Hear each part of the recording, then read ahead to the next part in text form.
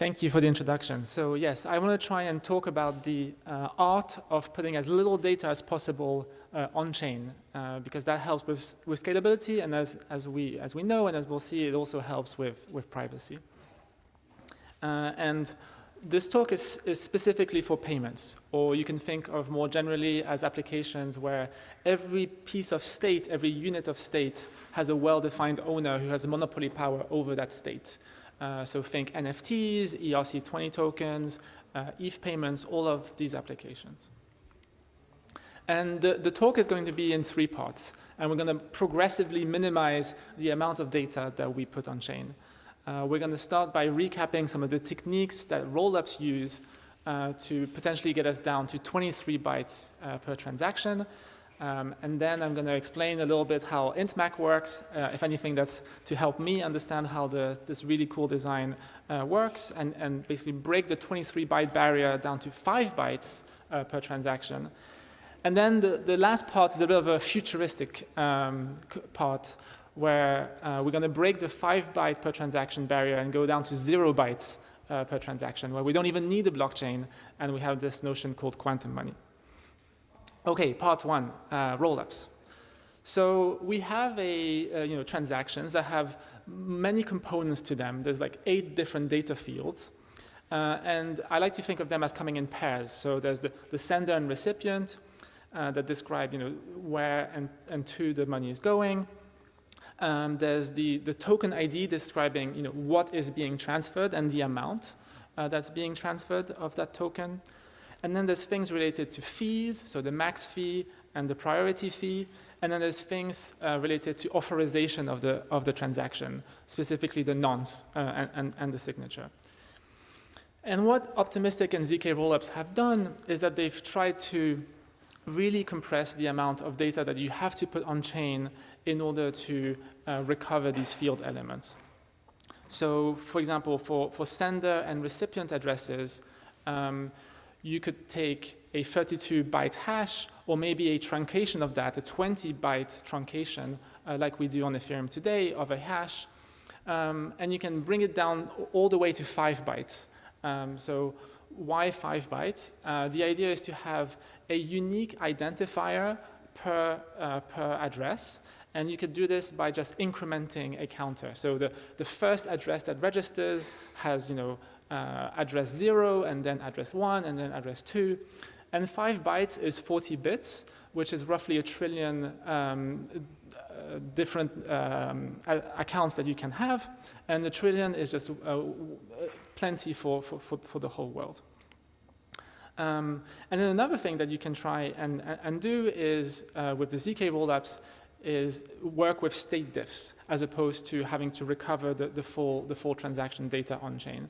So maybe the most simple example is, let's say that I'm making 100 transactions to the same person, and it's, for example, 101 ETH transactions. Well, that's essentially equivalent to one single transaction of value 100 ETH.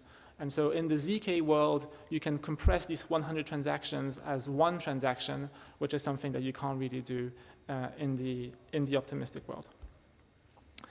Now, for the bottom 4 data fields, you can use cryptographic magic, basically a snark proof of knowledge, that means that you don't have to let the whole world know about this data. You just need to know that this data exists, right? So whoever the block builder is needs to prove to the world that they know a signature that authorized this transaction, but they don't need to tell the whole world exactly what this transaction is all about.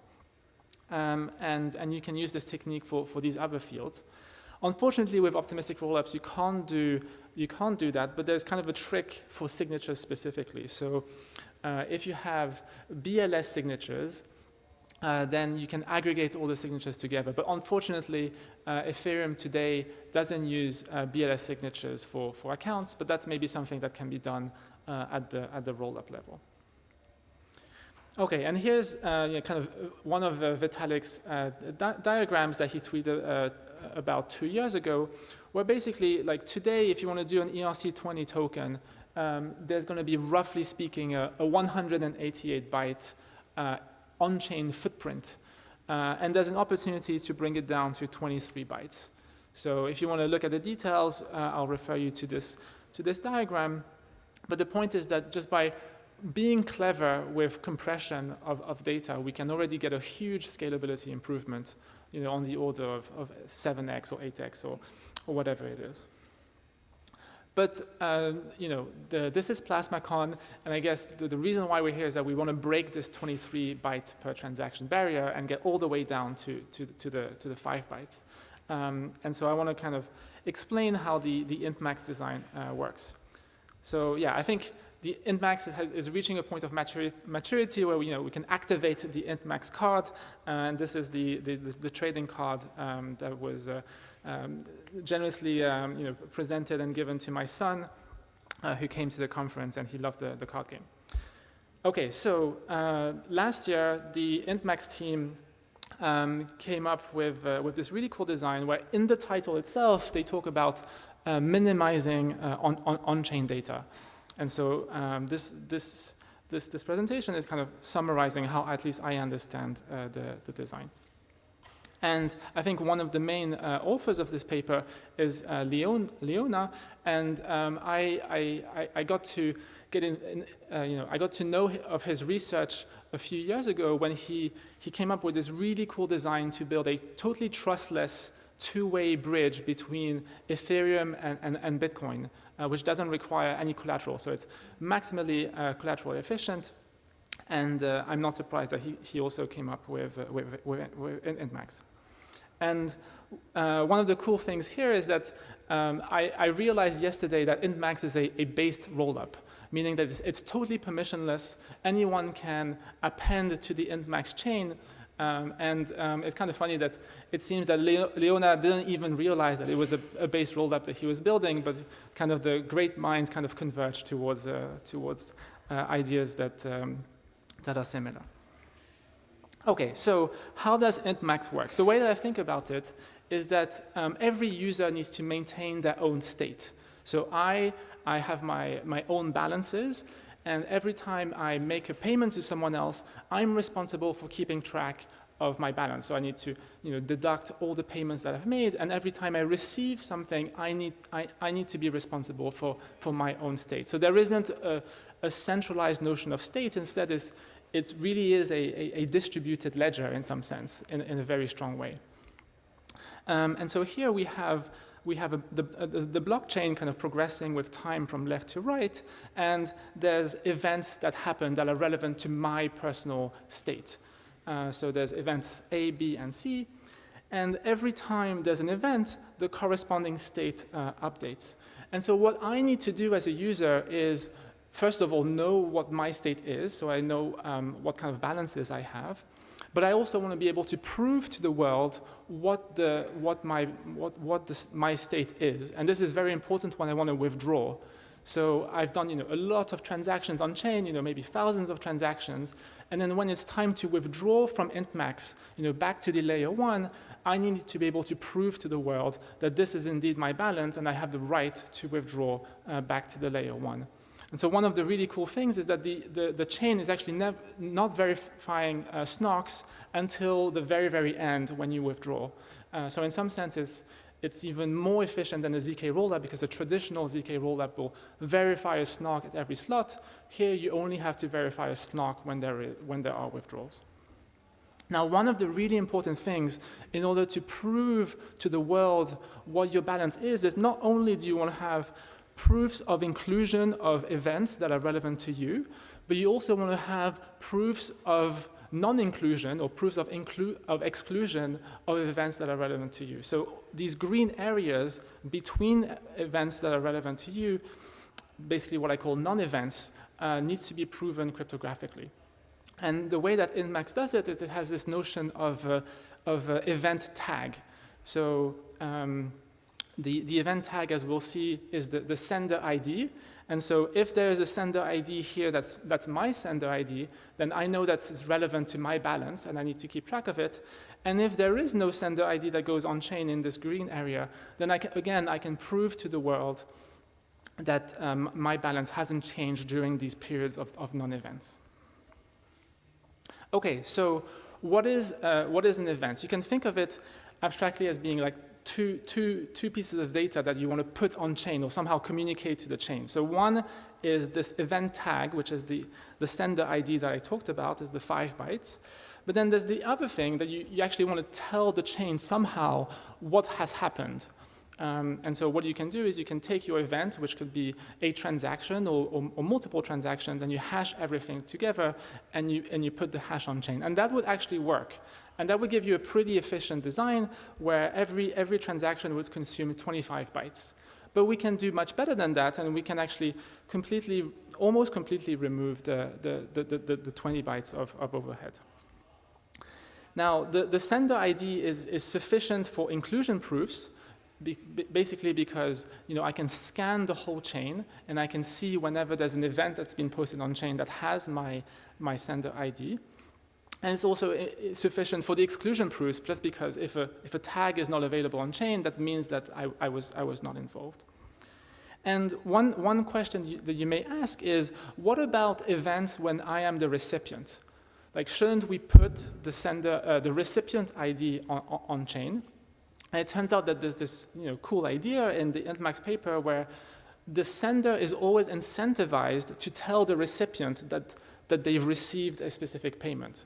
And so we don't need to use data availability here. We can just use incentives where I want to make a payment. I want to buy a cup of coffee. Well, in order for me to receive the coffee, I need to tell the shop owner that they've been paid. And so there's no need to put this information on chain. You can just rely on the sender telling the recipient. And one of the cool things of putting the event hash here is that you can have really complicated events. So one very extreme example is I want to airdrop NFT to 1 billion people, right? Like there's an extremely big event. It would be gigabytes of data. And I don't want to put a gigabyte on chain, and instead I just put this one hash that describes the events. You could call it the event Merkle root, if you will. And then the other cool thing that has been discussed here is that you also have event privacy, right? So because the only thing that you're leaking on chain is the hash of the event, you're not leaking the actual contents. So sure, you are leaking the sender. So with Intmax, the sender ID is leaked, but you don't have leakage of the amount that is sent, the recipient, as well as the type of token that is being transferred. Okay, so how do we get rid of these 20 bytes of event hashes? Well, we're going to want to do event hash batching. So it works in four different steps. So step number one is that we're going to have the Intmax block builder produce a Merkle root of all the event hashes. So these are leaves of the tree, and you just create a Merkle root.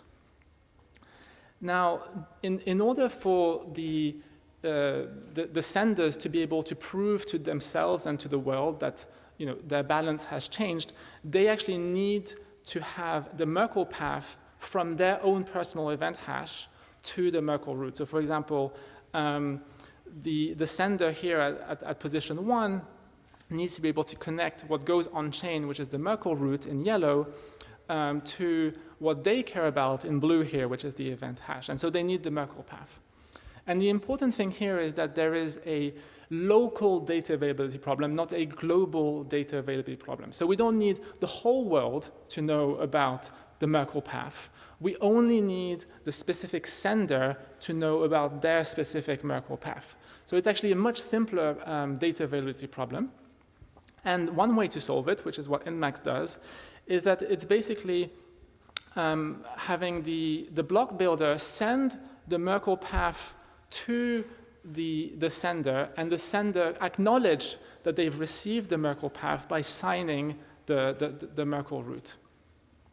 And so what we end up with is that some subset of the senders, so for example here, sender number 2 just went offline and didn't respond to the signature request. What we have is some subset of the BLS signatures that basically prove that the data was made available to these senders.